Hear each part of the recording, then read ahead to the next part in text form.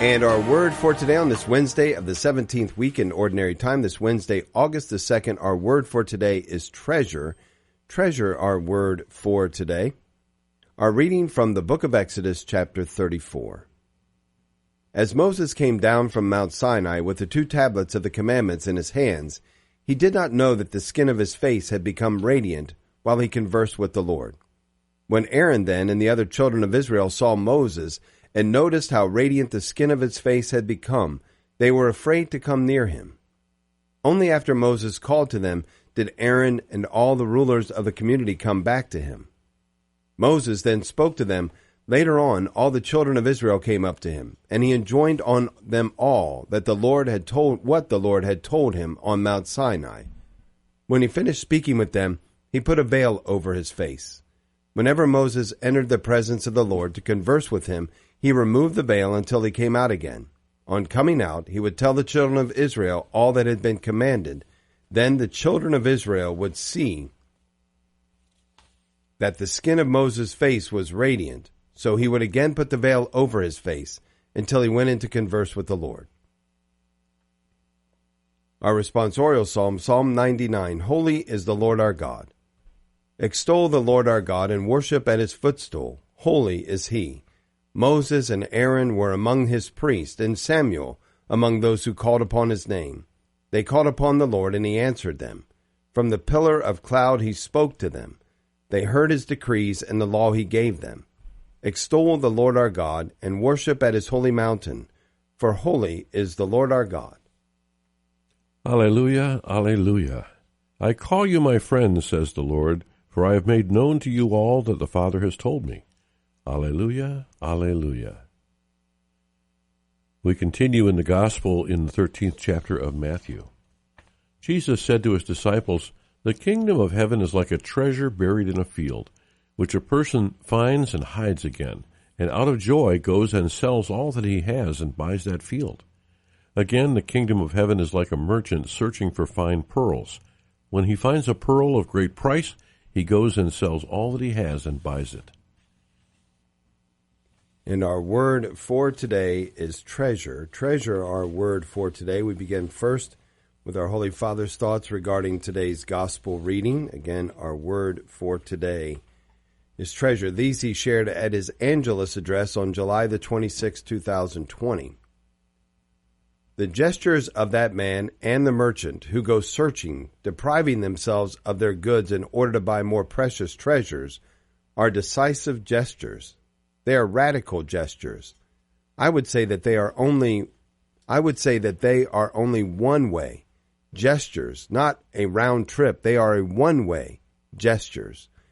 Moreover, they are made with joy because both of them have found a treasure.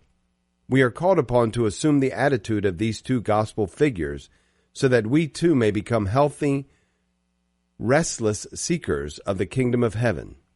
It is a matter of abandoning the heavy burden of our worldly certainties that prevent us from seeking and building up the kingdom, the desire for possession, the thirst for profit and power, and thinking only about ourselves. In our times, as we are all aware, the lives of some people can end up mediocre and dull because they probably do not go in search of a true treasure. They are content with attractive but fleeting things, glittering flashes that prove illusory as they give way to darkness. Instead, the light of the kingdom is not like fireworks, it is light. Fireworks last only an instant, whereas the light of the kingdom accompanies us all our life. The kingdom of heaven is the opposite of the superfluous things that the world offers. It is the opposite of a dull life. It's treasure that renews life every day and leads it to expand towards wider horizons. Indeed, those who have found this treasure have a creative and inquisitive heart, which does not repeat but rather invents, tracing and setting out on new paths, which leads us to love God, to love others, and to truly love ourselves.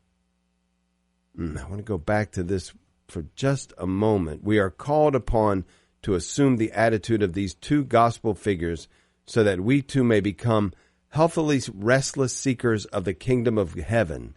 It is a matter of abandoning the heavy burden of our worldly certainties that prevent us from seeking and building up the kingdom, the desire for possessions, the thirst for profit and power, and thinking only about ourselves. It is a matter of abandoning the heavy burden of our worldly certainties that prevent us from seeking and building up the kingdom of God. I would say that's pretty succinct, and you would think that, it's clear and easy to understand, but I don't know if that's true. In fact, I would say that everything that is in our hearts and in our minds, everything that is in our flesh leads us toward the pursuit of something other than God. It's only by grace. It's by the supernatural life, this being made in the image and likeness of God, having God's own spirit within us, that drives us in a different direction. Otherwise, our flesh leads us and guides us into wrong directions. It is a matter of abandoning the heavy burden of our worldly certainties that prevent us from seeking and building up the kingdom of God. It's tough because we are all driven to do the things that we must do in this world. We have to provide for our families. We have to provide for ourselves, our communities, our faith community as well. There is a need for the physical things of this world, the material things of this world, in order to live life in this world. But how do you participate in them without being consumed by them? And quite frankly, I would say that that's a different conversation with each individual person, because God calls us to live and exist in this world as individuals, to accomplish particular things in this world. And so what he's calling me to do in this world would most likely, almost certainly, be completely different than what he's calling you to do in this world. And so to make blanket statements that someone should go forward and do only this thing or that thing, well, I don't know that would work. And so we have different parts of the body doing different things. The monastic monk needs far less than the family that has been raised up to run a company to employ hundreds of people or thousands of people. Well, obviously, the material need of one is far different than the other, but both are within the plan of God. And so how do we make sure that we are seeking the treasure that God has in front of us and not seeking our own pleasure and seeking out the things of the world, the material good of the world, as an end of its own? Only in our relationship with God. Only in our relationship with God can we find out what field we should buy, what treasure we should seek, and how to then put that treasure at the work, at the beck and call of the faith itself. How to make that a beneficial piece of what we are doing to build up the kingdom. Treasure is useful in as much as it builds the kingdom. An abandonment of even earthly material good, if the Lord isn't calling us to do this, may not be part of God's plan for us. In fact, it may be an absolute contradiction of what God is asking us to do.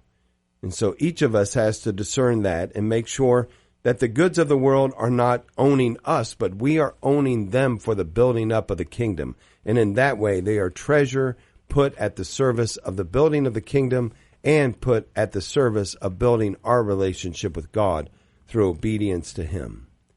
Treasure, our word for today.